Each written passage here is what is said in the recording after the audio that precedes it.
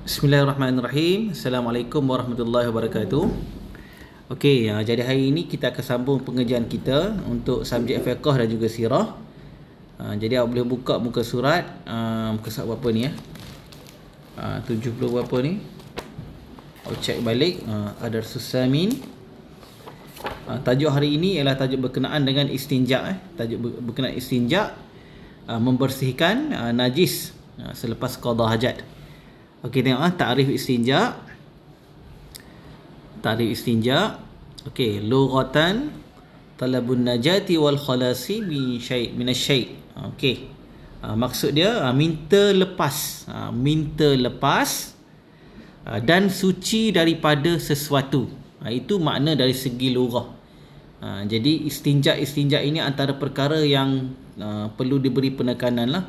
Sebab Nabi sendiri pun ada menyentuh berkenaan dengan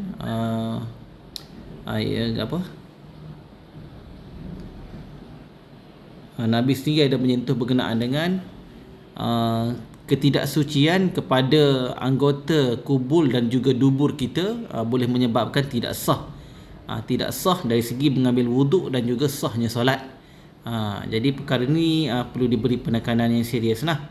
Apa tengok dari segi istilah tu, wa syar'an izalatu ma 'ala sabilaini minan najasah bil ma' au bil hajari au bihima ma'. Maksudnya ada sudut istilah itu menghilangkan najis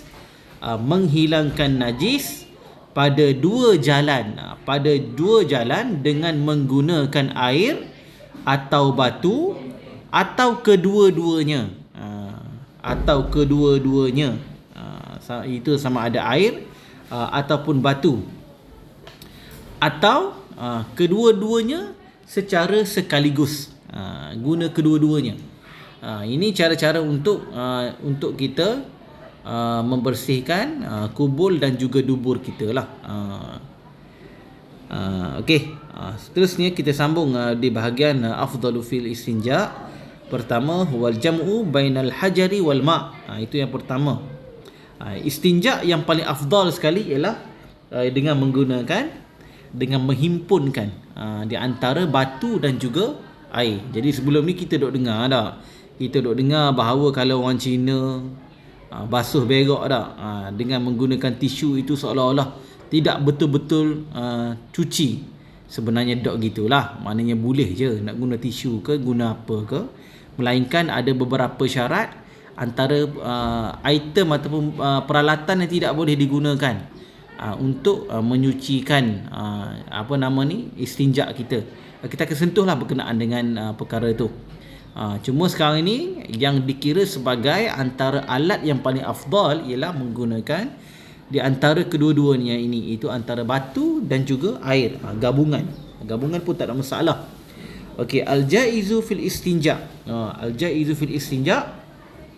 Perkara harus pada istinja.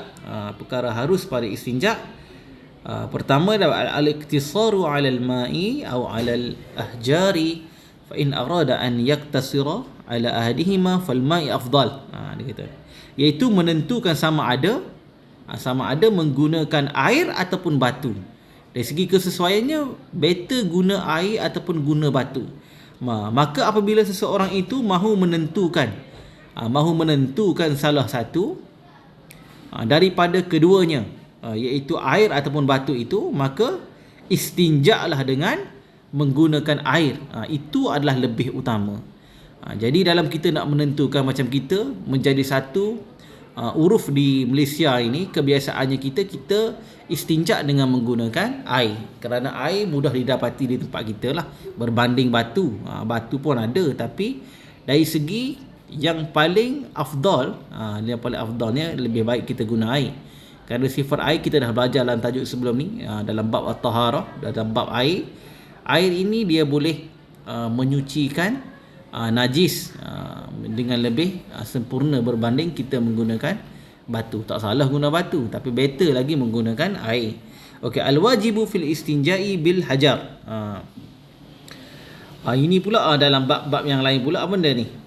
Dalam bab wajib istinja dengan menggunakan batu. Tengok ni, ayyakuna salasa masahatin bisalasatin ahjarin atau bisalasatil atrafi hajarin wahidin in hasala bihal inqa.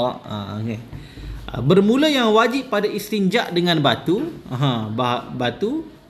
bahawa 3 kali sapu dengan 3 biji batu.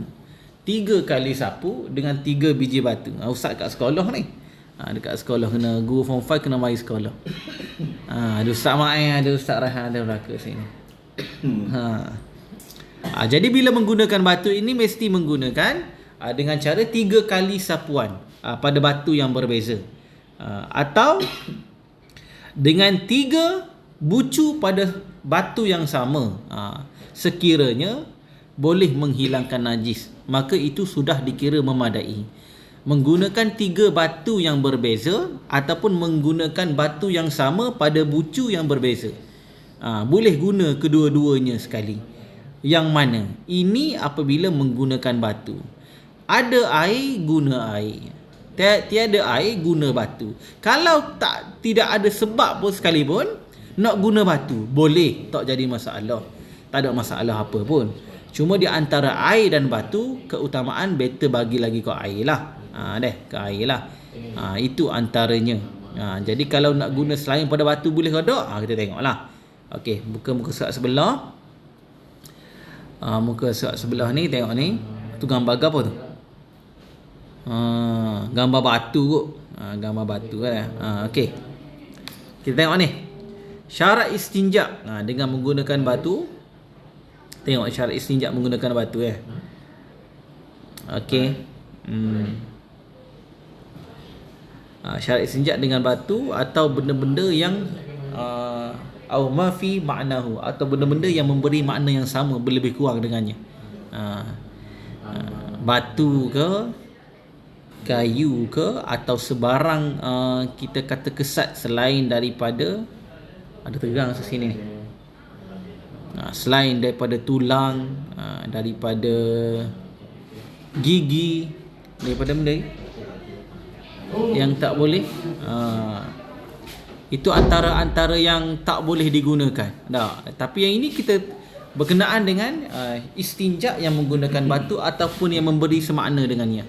Okey, tengok pertama sekali ayyakuna tahiran. Itu benda itu suatu yang suci. Jadi batu yang kita gunakan untuk istinja itu mestilah batu yang suci. Suci ini macam mana suci? Mana tidak bernajis. Itu saja. Tidak bernajis ataupun tidak semakna dengan apa-apa yang dalam kategori najis, bangkai ke apa ke. Maknanya batu tu suci. Macam mana nak cari batu tu suci? Adakah batu tu perlu basuh dengan air dulu? Kalau ada air, basuh dengan air lah. Buat apa basuh dengan batu? Jadi basuh dengan batu. Batu itu batu yang dalam kategori bersih. Jumpa mana? Jumpa belakang asrama. Yes, bersih lah tu. Tidak ada sebarang kotoran yang memberi makna terlekat pada najis ataupun bangkai. Itu bersih lah.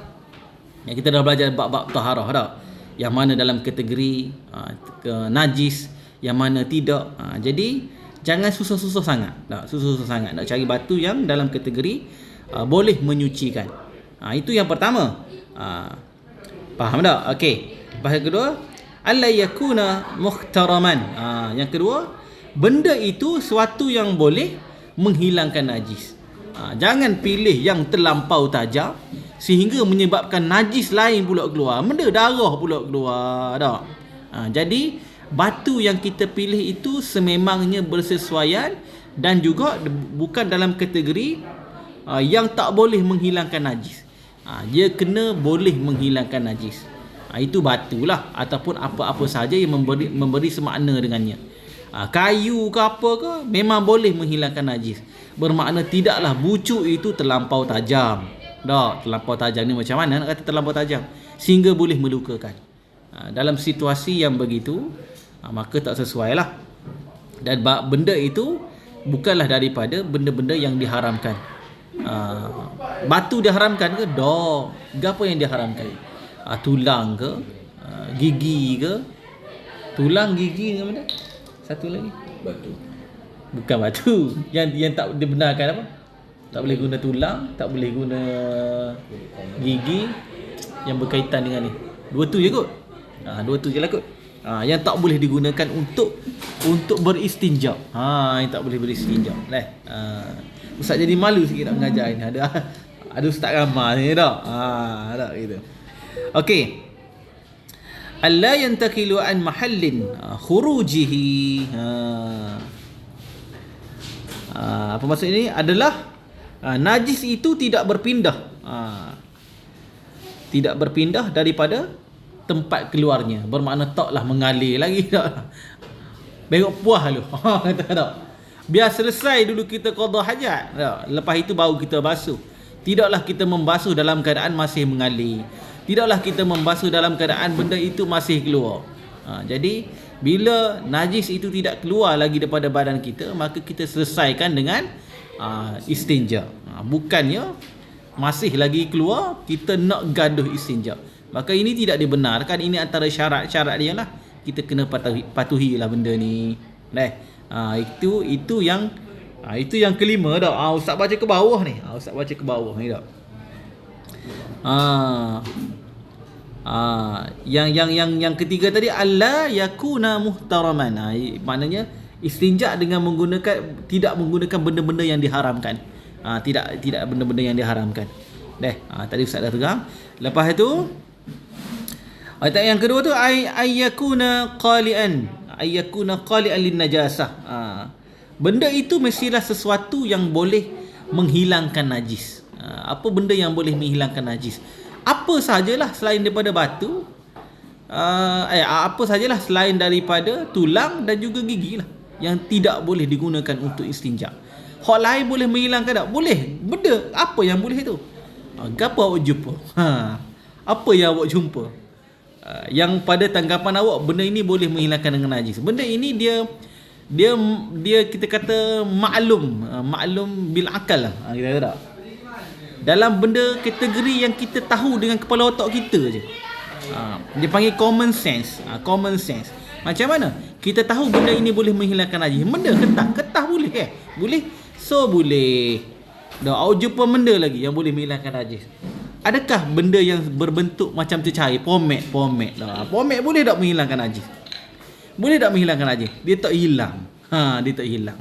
Maka dalam kategori yang kita kata meleleh, bukan air. Tak ada. Meleleh, bukan air. Jadi dalam kategori yang macam tu tidak boleh digunakan untuk beristinja. Kerana ini syarat-syarat penting jugalah. Awak rasa plastik boleh menghilangkan najis? Sekejap. Okey, awak rasa plastik boleh menghilangkan najis ke tak? Plastik. Plastik tidak boleh menghilangkan najis. Plastik yang macam mana? Okey, segumpal plastik boleh? Boleh. Dah. Kalau tak boleh ya. Dah. Bercampur dengan lumpur ke apa semua. Itu dalam kategori yang tak boleh. Tak boleh. Okey, yang keempat, alla yajuffal kharijun najis. Apa ni? Yang keempat ni apa nama? Tempat keluarnya najis itu tidak kering. Tak boleh ke? Tempat yang keluar najis itu tidak kering. Pada dalam situasi itu dia menjadi manik lah. Dia menjadi manik. Dia tak boleh dalam keadaan sedemikian. Lepas tu wa'alla